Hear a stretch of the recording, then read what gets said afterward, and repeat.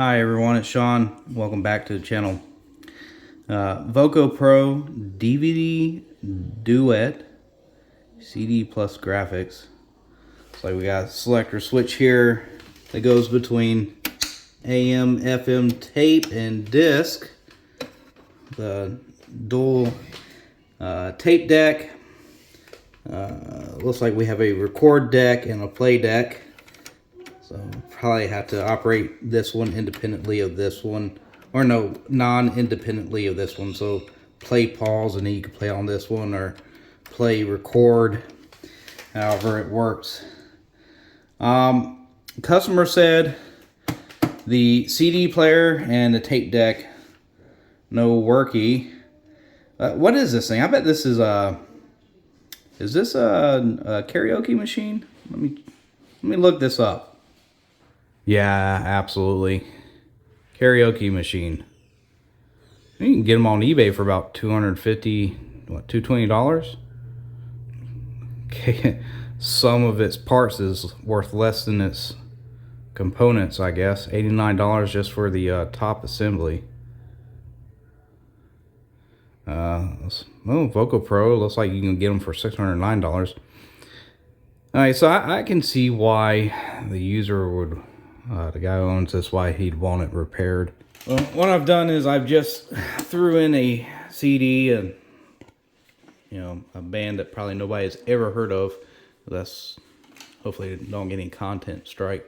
Most likely it's the laser that's burned out on this. A lot of people like to go in and adjust the potentiometers to increase the voltage or gain that drives the actual laser diode. I do not do that.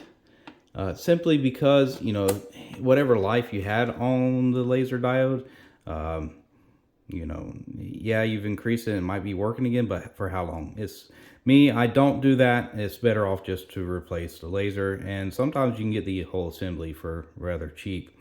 So what I'm going to do is I'm just going to power it up. Yeah, it's on. It's not drawing much current at all. What does it say? Let's close it up. So it detects when the lid is open. It says load.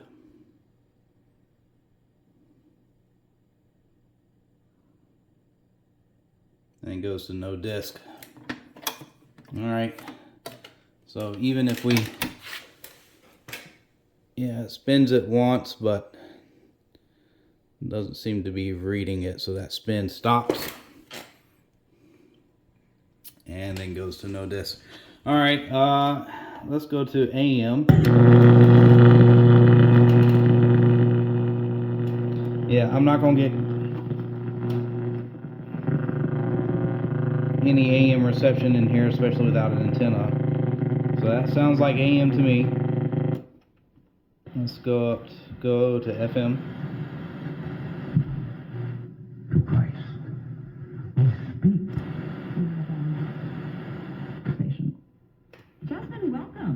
All right, so great to be here with you. Let's go to our tape deck. I'm actually going to hit stop to open both. And if there's any issues, I'll probably clean the heads on the tape deck. You see the little metal pieces, little boxy thingies right there. Zoom in, yeah, right down there. Those are heads, and as iron particles kind of stick to them, it makes them less likely to work. But if I hit play on this side, we can see that that is working. And I can hit play on the left side. That is working. So let me go to stop. Well, that's pause right there. So play, pause. You'll be able to pause this deck. If I hit stop on this side, it stops the other side. So even with play still selected. So yeah, they don't really operate independently. This one's mostly designed for recording, karaoke purposes. This one for playback. But if you put this one in play pause mode, then you can record probably from all these other functions: AM stereo, FM stereo, the tape deck itself once you play a tape, and a disc. So hey, yeah, the manual's got a bit of information about the tape deck too. Power switch, function, tape, stop, eject. Yeah, extended play. Okay, so pause, tape deck 1, you can play too. So yeah, it is a play and record head, but tape 1 has to be in play pause in order for you know, for tape 2, because of that pause, because of the play function, the way the gears are in there. You put tape deck 1 in a play pause, and then you can play from the record deck. And because this is DVD, I assume that it operates DVDs as well, for like sing-along karaoke type functions, or just playing a movie, I guess, if you wanted to do that. So the first thing I'm going to tackle is probably this disk drive. Let me get it apart and over on the bench. Disassembly was not hard whatsoever. Essentially, 2 screws on this side to the console, 2 screws on this side, and this gets loose. You can then, of course, it facing this way, and the console lift up on the back and slide it out. Okay, you have this ribbon connector that has to come out of a board in there on the same board, this connector and this connector. And then if you want access to underneath here, 4 screws hold in this plate right here. That's it. That gives you access to here. And from there, just taking out the drive. I got a replacement off of Amazon for like $9, $10, some change, with paying with taxes. So here we go. Here's the replacement. I can see some slight differences. Let's see, we got the motor. Might have to actually just swap out the laser itself, because the motor board is definitely different, but the laser is the same. So I think that's what I'm going to have to do. I'm not too sure just yet. Let me do a tad bit more disassembly, and then I can make that call.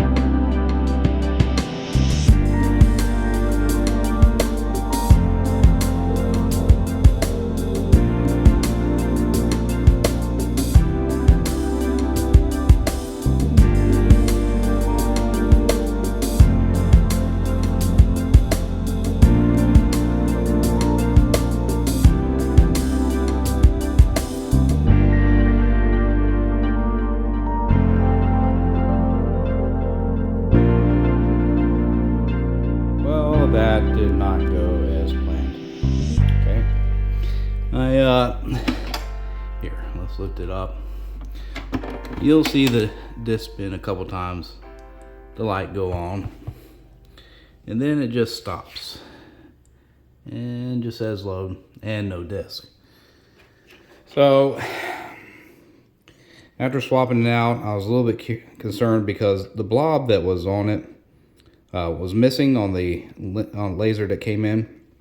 So what I went out and did is I went out and bought a whole brand new tray, the right tray, and swapped the entire thing. And the laser that came in had the solder between these points here, which means that it was packaged correctly, indicated a new design. I got that one off of eBay versus Amazon. Amazon wasn't really the right part, but the laser itself is the right laser. So I swapped it in, desoldered that little blob right there, and still getting the same issue.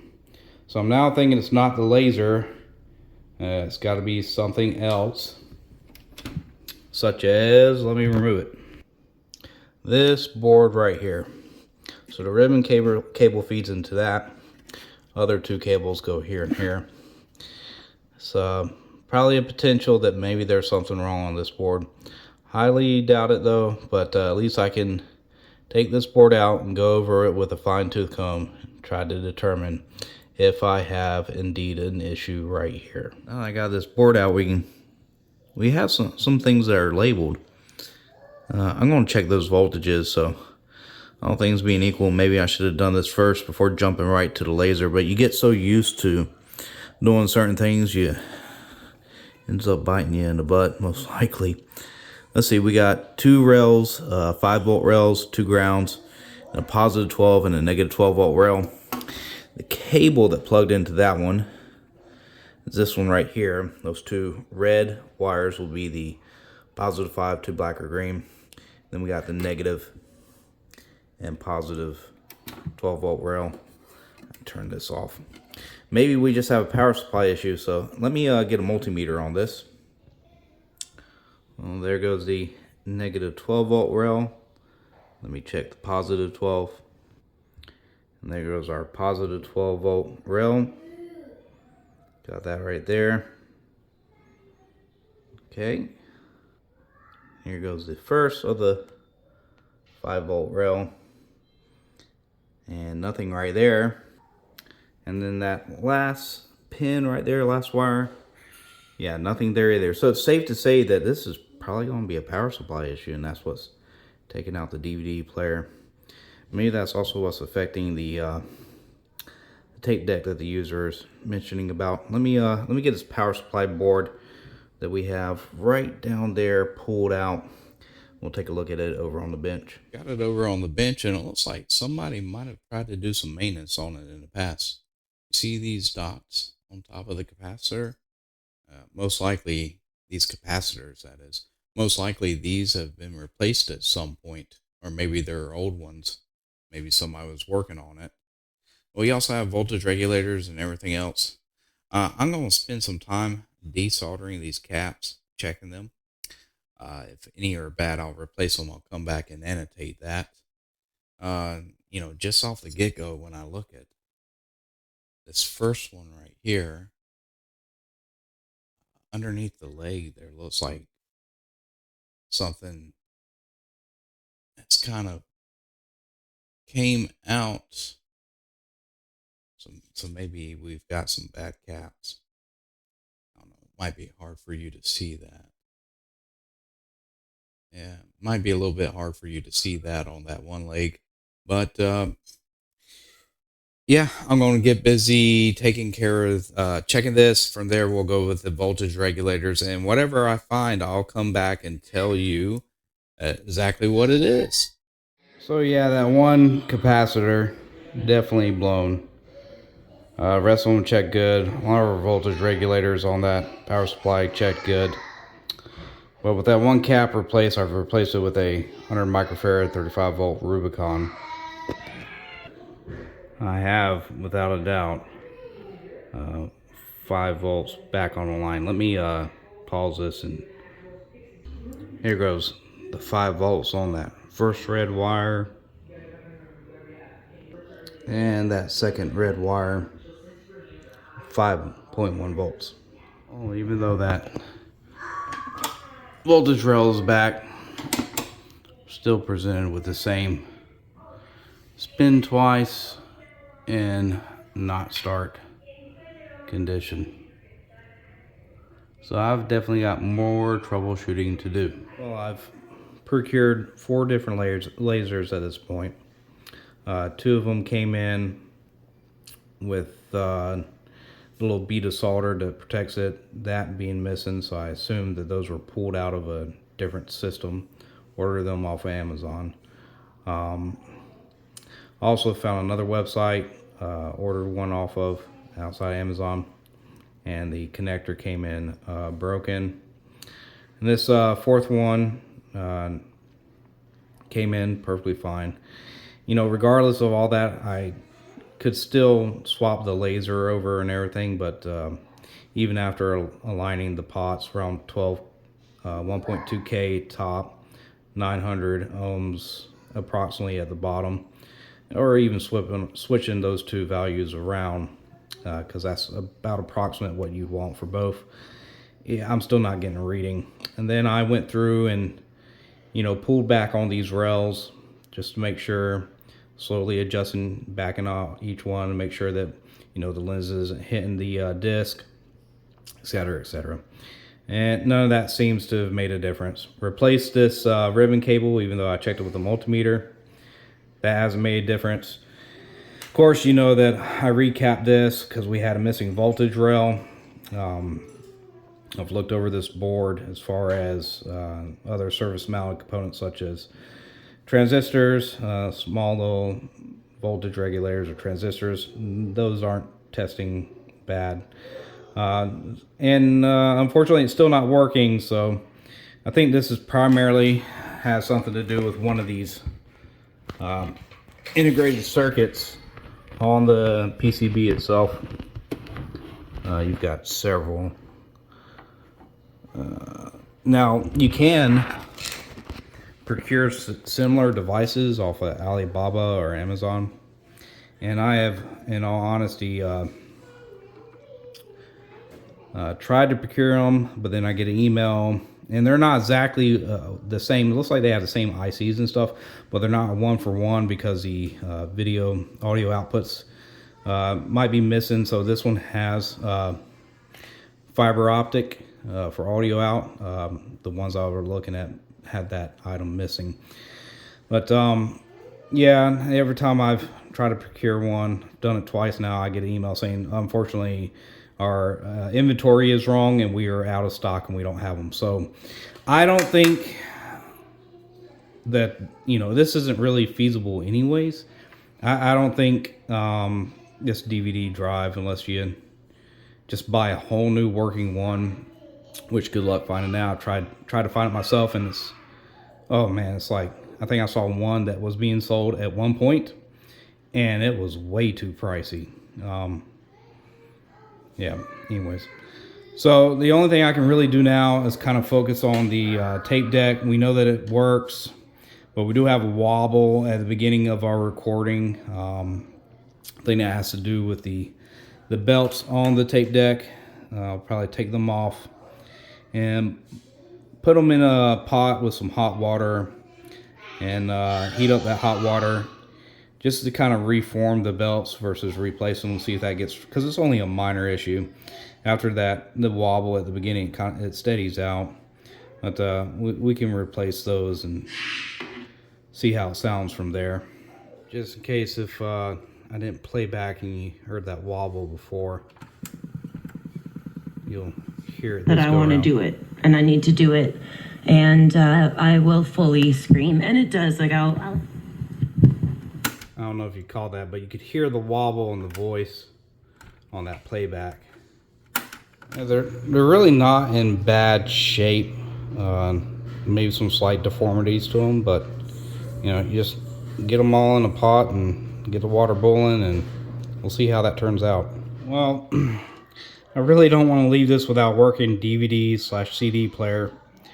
So in lieu of being able to get a working one in here, I'm taking this small compact DVD player. We're going to mount it to the side there, but I went ahead and ran out our video and audio wires and soldered them onto the terminated or soldered them onto the board here so they could be used at the output, and also so that way audio makes its way into this karaoke machine for singing along.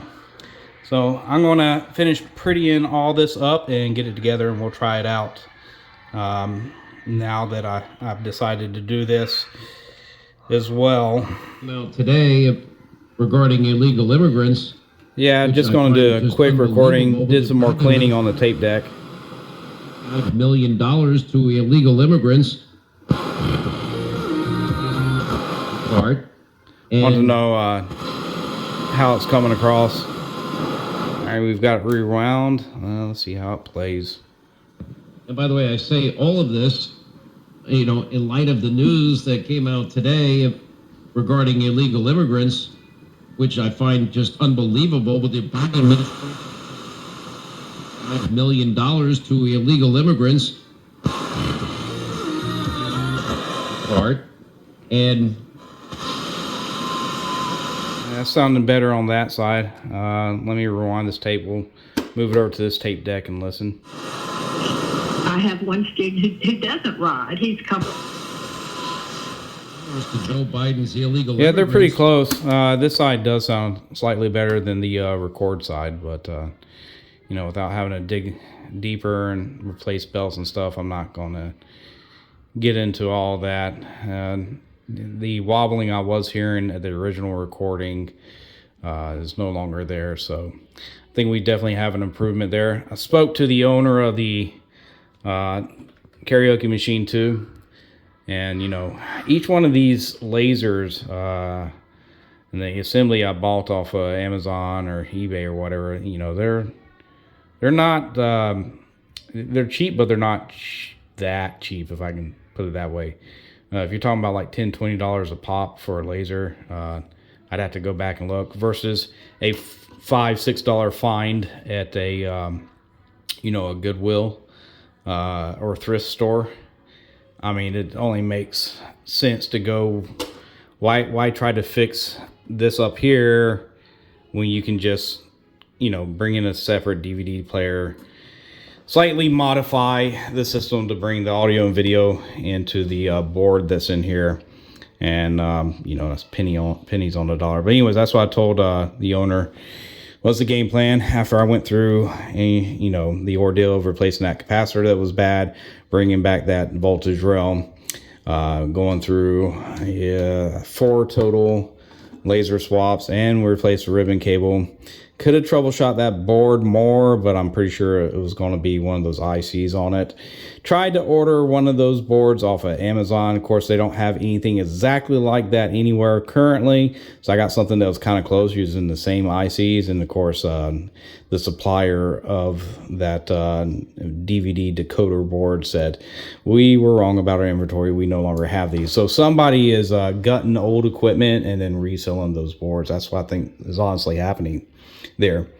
But let me get that plugged up and we'll test out the DVD player. With the way I brought this in, you can still use the composite cable out the back, and then that bottom one that does left and right audio plus the microphone audio output is still good. So it's just this left and right audio channel. No other video channel will work on there because I didn't bring over any of these other outputs, just those, so they could use the other video channels there. And it's an older couple, you know, very advanced in age. I think they're just wanting to use this to sing karaoke from their home. So power is not going to affect this. I terminated the power cable into here, into the transformer, so that way, in a safe manner, so that way they can both feed from the outlet, regardless of the power. A second power button will have to be used to turn this on separate from that one. And of course, we'll just open the tray this way and insert it. And yeah,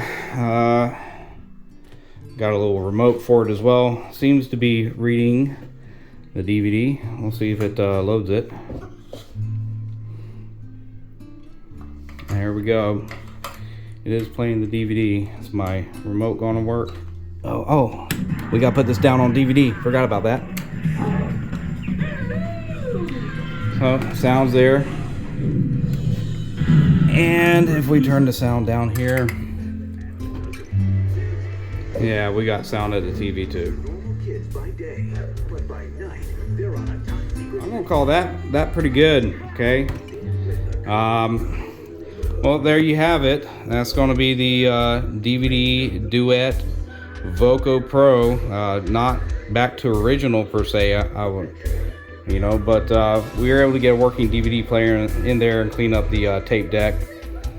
For those of you who've hung out in this video, not a typical repair. I wouldn't call this 100% win, but the customer will be happy that they've got a functional system. So that's all that really matters. And I'm not breaking their bank trying to find original equipment and spinning an arm and a leg, which means that they have to spin an arm and a leg. Either way, thanks for all who have stayed it out and watched this video. If you enjoyed it, let me know in the comments section. Give this video a thumbs up as well. If you're new to this channel and you've hung out this far, why not subscribe? You're already here. That's enough rambling for now. Take care and goodbye.